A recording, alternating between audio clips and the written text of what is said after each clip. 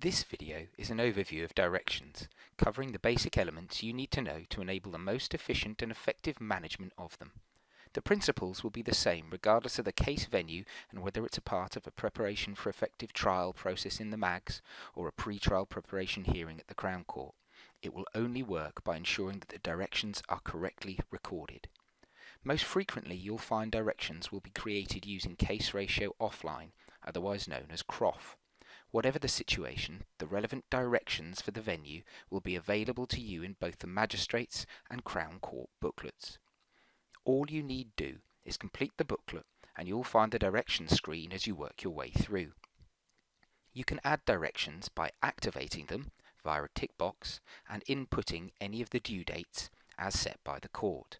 Generally speaking, to better manage directions, the more specific the recording the directions, the easier it'll be to chase and manage reminders at a later date.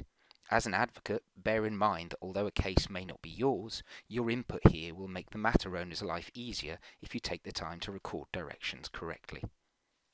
You can also create free text directions, which could be used for specific reminders for you based on the needs of the case. These will then form part of the process of reminder and action, which I will outline. Once you've finished and uploaded the booklet, the recorded directions will be accessible via case ratio, otherwise known as CRON, via the following locations: the Directions panel on the file cover of the matter, the Schedule screen on the matter, and the Procedures menu under Directions, and remember this is accessible from any screen. Also, don't forget that all of your directions will appear in the to-do list, which will show you the next due date for your directions on a particular matter. This can be used easily each day to ensure that you comply and chase directions as needed. In addition, as default, any assigned matter owners, including Fee Earner 1 and Fee Earner 2, will receive an email reminder 1 week prior to the due date of a direction. The email contains details of not only the due direction, but a list of all other directions so you can keep sight of them without even having to open the case. In the email, you'll find a useful link that takes you to the case directly in Case Ratio, where you can check the history of the matter to see what material has come in. In the absence of service and compliance with directions as set out in the reminder, you can then access the Case Manage Directions screen. All you need to do from there is tick, click and chase to create a document chasing the relevant prosecuting authority for the selected content.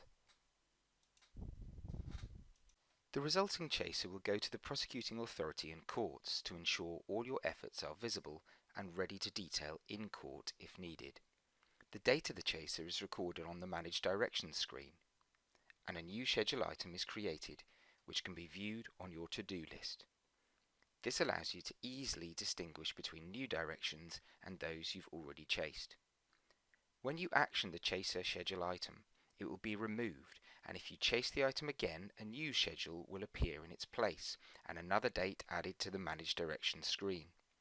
In addition, the chaser letter will detail the previous efforts so that you have a chronology of your chasers in letter form.